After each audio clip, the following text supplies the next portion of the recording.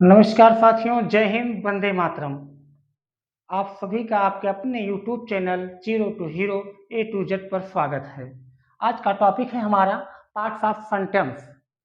हमने पिछले वीडियो में आपको द कॉन्सेप्ट ऑफ नाउन बताया था।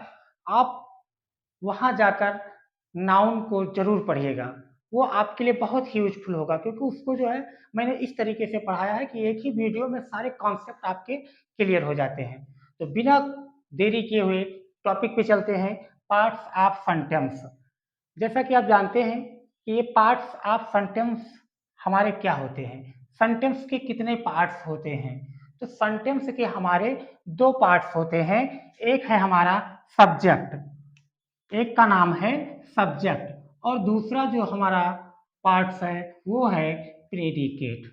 अब ये सब्जेक्ट क्या होता है और प्रेडिकेट क्या होता है? किसी भी सेंटेंस में 2 चीज़ें होती हैं, एक तो हमारा सब्जेक्ट और दूसरा प्रेडिकेट। सब्जेक्ट का मतलब जिसके बारे में कुछ कहा जाए और प्रेडिकेट का मतलब जो कुछ भी उस सेंटेंस के बारे में कहा जाए वो हमारा प्रेडिकेट होता है। अब सबसे पहले हम देखें यहाँ पर कि हमारा सब्जेक्ट के कितने पार्ट्स होते हैं। तो हमारा सब्जेक्ट के 2 पार्ट्स होते हैं, एक है क्वालिफायर और दूसरा मेन वर्ड या इसी को हम लोग हेड वर्ड भी कहते हैं। अब ये क्वालिफायर, हेड वर्ड और उसके बाद क्वालिफायर हमारा 3 पार्ट्स में डिवाइड हो जाता है। एक डिटरमाइनर, दूसरा एडजेक्टिव और तीसरा एडजेक्टिवल फ्रेज। अब इसे हम पढ़ेंगे कैसे? इसे हमको इतना सा याद रखना है कि जो हमारा सब्जेक्ट होता है वो 2 पार्ट्स में है, एक क्वालिफायर, दूसरा मेन वर्ड। ये क्वालिफायर क्या होता है? क्वालिफायर का मतलब होता है ये इसको जो है क्वालिफाई करता है। क्वालिफायर क्या काम करता है? मेन वर्ड को या हेड वर्ड को क्वालिफाई करता है। और क्वालिफायर भी डिवाइड होता है 3 पार्ट में, डिटरमाइनर, एडजेक्टिव, एडजेक्टिवल फ्रेज। अब अगर इसको ऐसे नहीं याद हो रहा है तो आप लोग इसको ऐसे याद करिए एक स्टोरी के माध्यम से। इससे क्या होगा, सारे कॉन्सेप्ट जो है क्लियर हो जाएंगे। जैसे मान लीजिए ये सेंटेंस है हमारा और सेंटेंस के 2 बेटे, एक का नाम सब्जेक्ट, एक का नाम है सब्जेक्ट और दूसरे बेटे का नाम है प्रेडिकेट। अब इधर क्या होता है कि सब्जेक्ट के भी सब्जेक्ट के भी जो है 2 लड़के होते हैं। एक का नाम होता है क्वालिफायर। अच्छा, ये अंग्रेज लोग हैं ना, नाम भी ऐसे ही रखते हैं, किसी का जॉनसन, मैथ्यू और पता नहीं कैसे कैसे जैक्सन। तो ऐसे इनका नाम है क्वालिफायर और जो इनका दूसरा बेटा है उसका नाम है मेन वर्ड।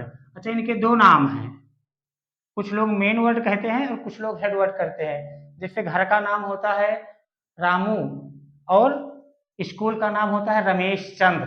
तो ऐसे ही इनका 2 नाम है। हमें दोनों नाम याद रखना है कि इनका क्या नाम है, मेन वर्ड और हेड वर्ड। अब क्या होता है कि क्वालिफायर के, अब इनकी पीढ़ी बढ़ती जाती है, क्वालिफायर के जो होते हैं इनके भी 3 लड़के हो जाते हैं। एक का नाम होता है डिटरमाइनर, दूसरे का नाम होता है एडजेक्टिव और तीसरे का नाम होता है एडजेक्टिवल फ्रेज। अब जरूरत क्या है? अभी आपको इसमें बहुत ही इंटरेस्ट आने वाला है। वीडियो को स्किप मत कीजिएगा, आराम से देखिएगा, वीडियो के लास्ट तक जाइएगा। आज पूरा कॉन्सेप्ट क्लियर हो जाएगा, बहुत मजा आने वाला है। अब क्या होता है डिटरमाइनर। अब इनका काम क्या होता है? जब हम कोई सेंटेंस लिखते हैं तो इनमें जो है डिटरमाइनर, एडजेक्टिव और एडजेक्टिवल फ्रेज का बहुत ही बड़ा योगदान होता है। अगर हम बात करें एग्जाम्पल्स की, तो एग्जाम्पल्स में देखिए, हम एक एग्जाम्पल्स लिख रहे हैं, एग्जाम्पल से आपको ज्यादा समझ में आएगा। द ओल्ड लेडी, हम लिख रहे हैं the old lady, the old lady in the room. अब क्वेश्चन ये उठता है कि इसको हम यूज डिटरमाइनर को कहाँ रखेंगे, एडजेक्टिव को कहाँ रखें, एडजेक्टिवल फ्रेज को कहाँ रखें और हेड वर्ड को कहाँ रखें, क्वालिफायर को कहाँ रखें। बहुत कंफ्यूजन होता है, बच्चे अक्सर इसी में जो है कंफ्यूजन में रहते हैं कि हम किसको कहाँ रखें और वो यहीं पर मिस्टेक्स करते हैं। इसलिए इसे हमें पढ़ना जरूरी है। अब हम देखें, अगर हम बात करें क्वालिफायर और हेडवर्ड की। जब ये सब्जेक्ट के दो लड़के थे तो एक हुआ क्वालिफायर और एक हुआ मेन वर्ड। अब आप अपने गांव में अपने आसपास देखते होंगे कि ये बाद में क्या होता है कि जो ये दोनों जो भाई होते हैं आगे चलकर ये दोनों पटीदार बनते हैं ना। आप जानते होंगे कि ये दो है आगे चलकर क्या बन जाते हैं, पटीदार।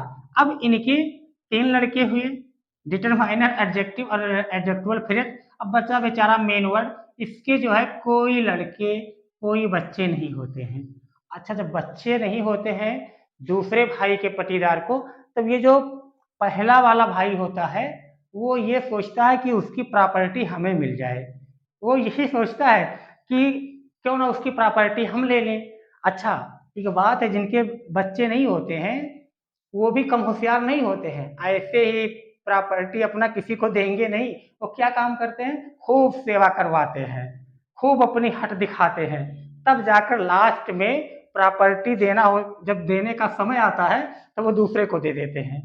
सेवा तो खुद करवाते अपने भाई से, अपने भाई के लड़कियों से, लेकिन जब प्रॉपर्टी देने का टाइम आता है तो वो किसी और को दे देते हैं।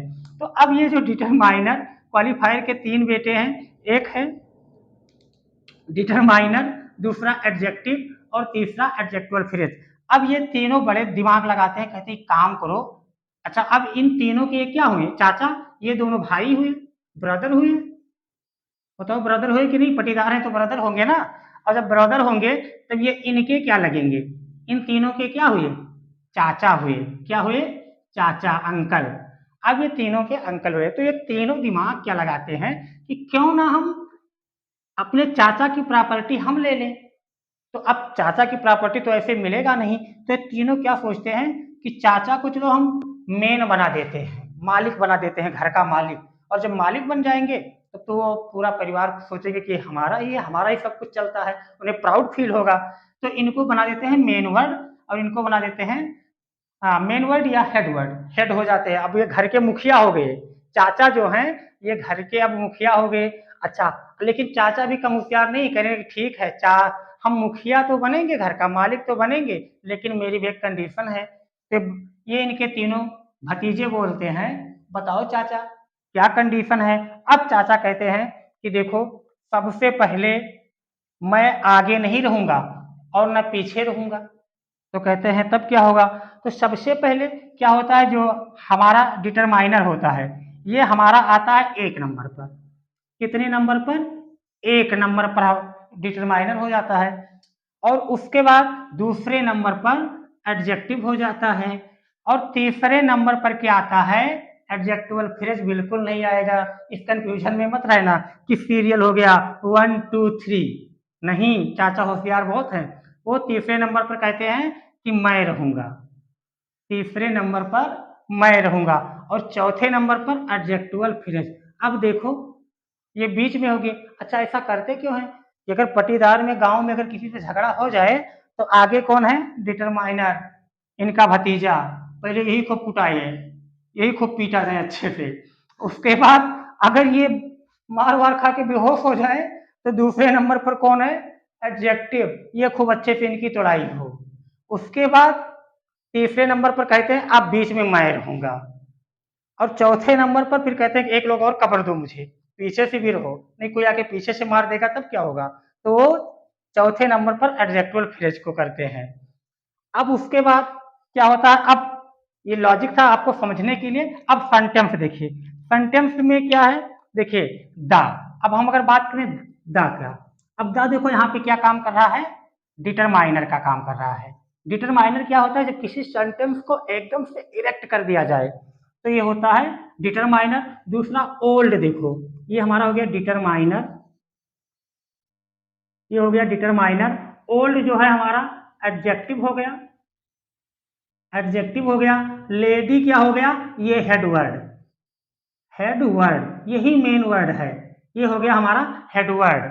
और इन द रूम ये हो गया हमारा एडजेक्टिवल फ्रेज, क्या हो गया, एडजेक्टिवल फ्रेज, एडजेक्टिवल फ्रेज हो गया। अच्छा, ये सेंटेंस जो है अधूरा था, इसको पूरा करेंगे। The old lady in the room is wife, wife. अब क्या बचा? अब इसमें बचा हमारा इज वाइफ। ये क्या है? अब ये क्या है? ये हमारा प्रेडिकेट का पार्ट है। अब प्रेडिकेट के भी कितने बच्चे हैं, कितने लड़के हैं, कितने पटेदार हैं, अब इसको हम आपको पढ़ाएंगे अगले वीडियो में। तो आप बने रहिएगा, हमारे अगले वीडियो को आप जरूर देखिएगा, और जो हमने पिछला वीडियो बनाया है उसको भी जरूर देखिएगा। और अगर आपको ये वीडियो अच्छा लगा हो तो हमारे चैनल को लाइक कीजिए, सब्सक्राइब कीजिए, और बेल आइकन का घंटा दबाना बिल्कुल ना भूलें, और दोस्तों के पास शेयर करें। आप आशा करता हूं कि आप लोग खुश होंगे, मस्त होंगे, बिंदास होंगे। मिलते हैं फिर अगले वीडियो में। जय हिंद, वंदे मातरम।